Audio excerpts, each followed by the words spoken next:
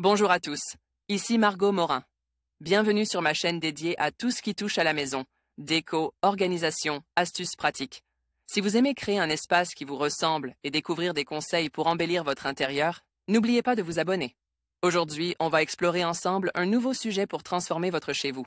Prêt? C'est parti! Bonjour à tous. Aujourd'hui, je vais vous parler d'un élément essentiel de notre quotidien, souvent méconnu, le disjoncteur. Dans cette vidéo, je vais vous expliquer ce qu'est un disjoncteur, son rôle dans notre installation électrique et pourquoi il est si important pour notre sécurité. Nous aborderons également les différents types de disjoncteurs et comment les choisir en fonction de vos besoins. Restez avec moi pour tout savoir sur cet appareil indispensable. Un disjoncteur est un dispositif présent dans n'importe quelle habitation ou immeuble de bureau, charge de couper le courant en cas de court-circuit ou de surintensité.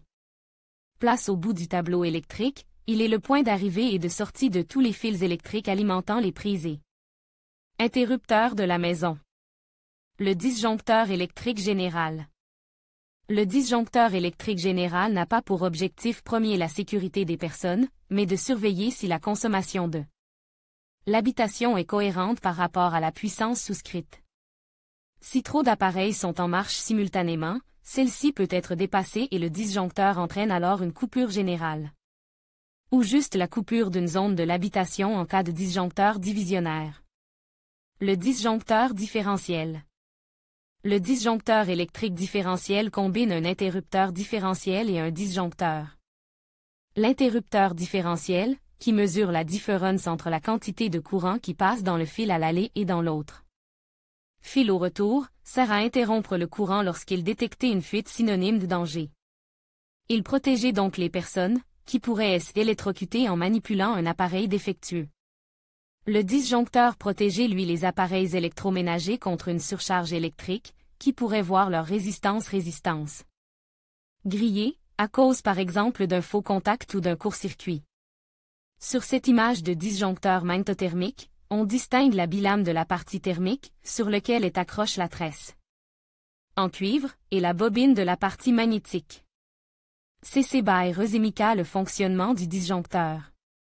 Dans un circuit électrique, chaque élément est prévu pour supporter une intensité déterminée. En cas de dépassement, les conducteurs s'échauffent et peuvent provoquer un incendie. Dans les anciennes habitations, ce sont les fusibles qui ont pour rôle de couper l'alimentation électrique en cas de surintensité. En grillant, celui-ci interrompt le passage du courant, ce qui oblige à le remplacer après chaque problème. Le disjoncteur électrique a lui l'avantage d'être réarmable, c'est-à-dire qu'il suffit de le remettre en position « on » pour rétablir le courant, sans qu'il n'ait subi aucun dommage. Il fonctionne avec une bobine qui crée un champ magnétique pour ouvrir les contacts du disjoncteur en cas de surintensité. Le disjoncteur comprend aussi un mécanisme thermique, où un bilame en métal se déforme progressivement quand la chaleur augmente et finit par provoquer l'ouverture du circuit. Le disjoncteur peut en outre être actionné manuellement en le mettant en position « off » pour éviter de s'électrocuter quand on doit installer une prise de courant, par exemple. En conclusion, acheter un disjoncteur certifié NF permet d'avoir une certitude sur son fonctionnement. En conclusion, le disjoncteur est un élément essentiel de notre installation électrique, garantissant la sécurité de nos foyers en interrompant le courant en cas de surcharge ou de court-circuit. Comprendre son fonctionnement et son importance nous permet de mieux protéger nos appareils et de prévenir les risques d'incendie. N'hésitez pas à vérifier régulièrement l'état de votre disjoncteur et à faire appel à un professionnel si nécessaire.